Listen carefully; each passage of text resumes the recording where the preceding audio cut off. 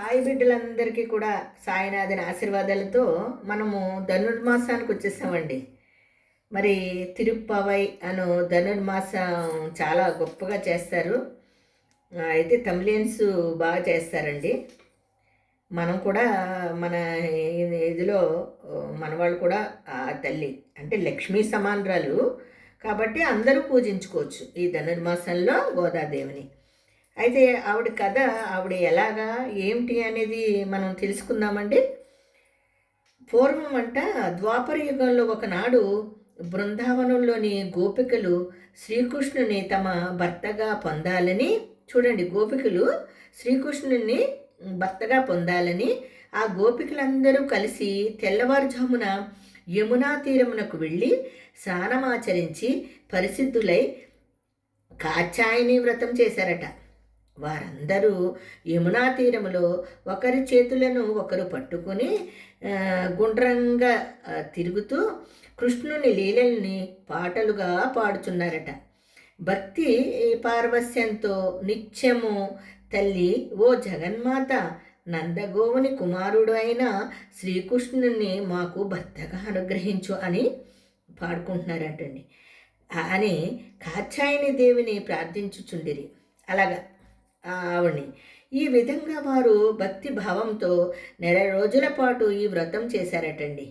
అదే వ్రతాన్ని తర్వాతి యుగంలో శ్రీవిల్లి పుత్తూరులో ఆండాళ్ అనే ఆమె శ్రీరంగనాథుని భర్తగా పొందాలని భక్తిభావంతో చేసిన వ్రతమే ధనుర్మాస వ్రతము అంటారండి. ఈ ధనుర్మాసంలో అలా వచ్చిందండి.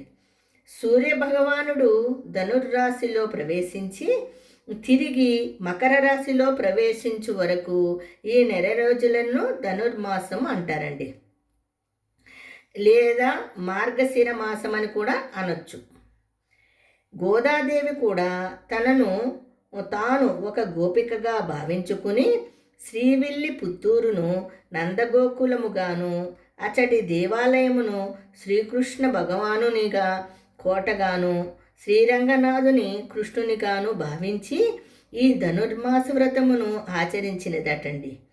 ప్రతిరోజు సూర్యోదయానికి ముందరే నిద్రలేచి తన తోటి కన్యలను నిద్రలేపి వారితో పాటు భగవన్నామ సంకీర్తనలు చేయుచు శ్రీరంగనాథుని మందిరమునకు వెళ్ళి స్వామివారిని గుణ గానములను కీర్తించుచు మంగళకరమైన పాటలు పాడుచు భగవంతుని పూజించుతూ తరించేదటండి. అలాగే ఇందులోని ఆళ్వార్లలో ఒకరైన విష్ణు చిత్తుడు అంటే పేరియాళ్వార్ అంటారండి. వాళ్ళు శ్రీరంగనాథునికి నిత్యము పుష్పమాలను కట్టేవాడటండి. వాటిని స్వామికి అలంకరించుచుండేవాడు. ఒకనాడు వారి తులసి తోటలో భూదేవి అంశంతో అవతరించిన చిన్న పాప ఆయనకు దొరికిందంటండి. తులసి కోట దగ్గర చిన్న పాప వేడుపులు అనిపిస్తే ఏంటని చూస్తే అక్కడ చిన్న పాప ఉందంటండి. ఆయనకు ఆ తులసి కోట దగ్గర దొరికిందటండి.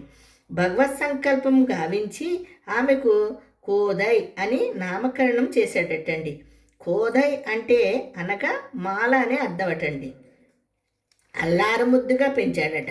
పెరిళ్ళు ఆయనకి ఆ చిన్న పాప పేరు కోదయ్య అని పెట్టాడు. కోదయ్య అంటే మాల అని అర్థం అంటండి. అల్లారముద్దుగా పెంచాడు. పెరియాళ్వారు కోదయ్యకు పురాణాలను ఇతిహాసాలను చిన్ననాడే నేర్పించాడు. తండ్రి చెప్పిన భగవంతుని కథలను విన్న గోదాదేవి చిన్ననాటి నుండి భగవంతుని యందు ఎంతో భక్తి ఏర్పరచుకున్నదట. వయసుతో పాటు ఆమె భక్తి కూడా ఆ విధంగానే పెరుగుతూ వచ్చినదట. చివరకు శ్రీరంగనాథుడనే భర్తగానే పొందాలనుకుందంటండి. ఆ భక్తితో శ్రీరంగనాథుడినే నేను భర్తగా పొందాలనుకుందంటండి ఆ చిన్న పాప.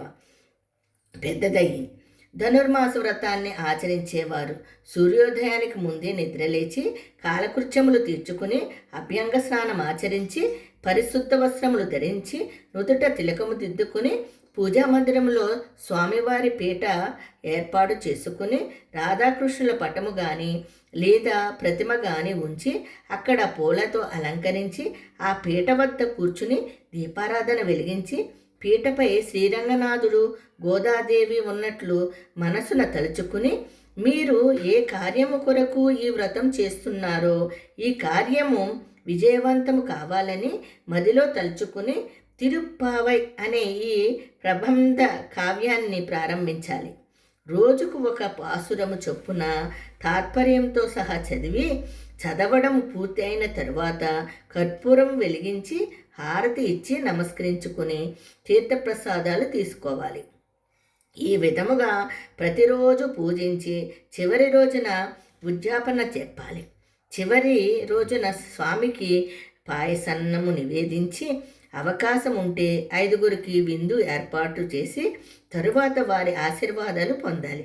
ఎవరైతే ఈ 30 రోజులు పాసురాలను నెల మొత్తము క్రమం తప్పకుండా చదివి శ్రీకృష్ణుని పూజిస్తారో వారు అప్పటి గోపికలు శ్రీకృష్ణుని నుండి పొందిన ఫలితాన్ని, గోదాదేవి వ్రతాన్ని ఆచరించి పొందిన ఫలితాన్ని కూడా పొందుతారు.